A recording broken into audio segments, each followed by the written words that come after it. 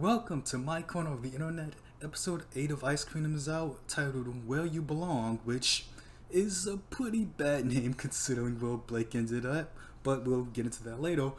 But, this is a RWBY show, so things get worse before they get better, and they got pretty bad this episode since literally every little bit of progress we've made so far has just gone out the window because there's been two major things that just caused the dominoes to fall out, which we will be getting into. One thing that I love is that they haven't forgotten what environment they're in and how these changes can be viewed as negative. And, they mentioned before, if these changes to Weiss's heart or her mind or whatever all viewed as negative or come across as negative, then the nightmare is just going to rebel and fight back against all of it. And that's exactly what we're seeing now, you can't just force someone to change, and even if you do, those changes that are quickly made aren't gonna hold on and gonna be long lasting. So it's obviously going to have these negative effects that come along with it. But the rest of Team RWBY is literally just running around her mind, disrupting her perception of reality and just changing it to what they see fit without really taking into consideration of what Weiss wants as a whole. And I don't really blame them because I know I've said that too. It's like, oh yeah, just free what's in the jails, get the relics, everything will go fine. But to take, but I as well just didn't take into account thinking about Weiss in that way. And it's kind of funny because that's probably the type of lifestyle she ran away from her Atlas and her family, and she's kind of back in it again. And because of that, the nightmare has been able to spread and infect those places that Weiss was trying to keep safe. Which, I'm surprised they haven't really done or said anything about those twisted Schnee logos that have all the little directions and instructions on them.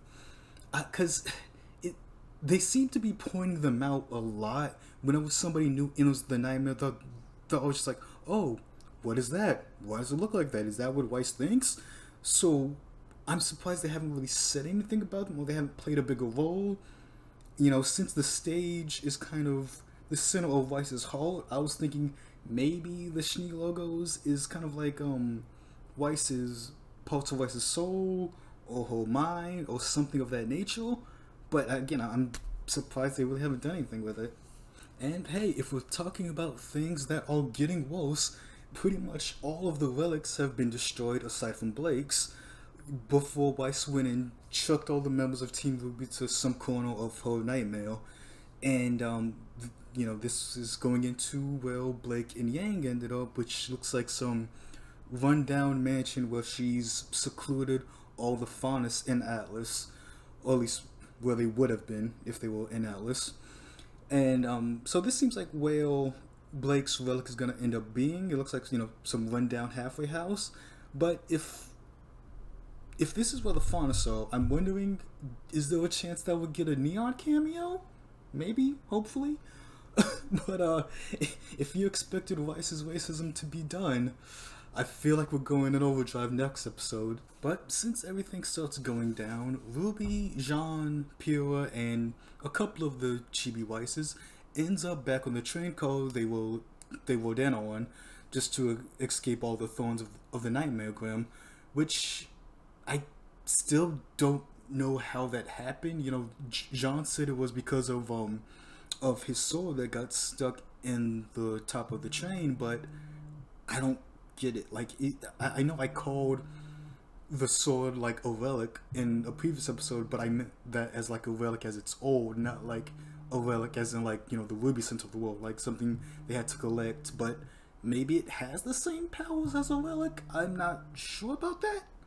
But going on, I wondered in an earlier episode what it meant that RWBY ended up getting pricked by the Nightmare Grim, but it turns out that she was infected as well. And with everything just going wrong in the dream, all those strategies, even though they somewhat worked, end up backfiring on them, we are, it ended up making the perfect kind of emotional state that the Nightmare Grim needed to then, engulf her and succumb Ruby into her own nightmare that we are going into currently. But getting a look at Ruby's psyche is definitely going to be something interesting to see. And just what we've got so far seems way more eerie and unnerving than just about anything we've seen in Weiss's Nightmare. But I love how Shaft is giving us a lot of these little anime plants from other things.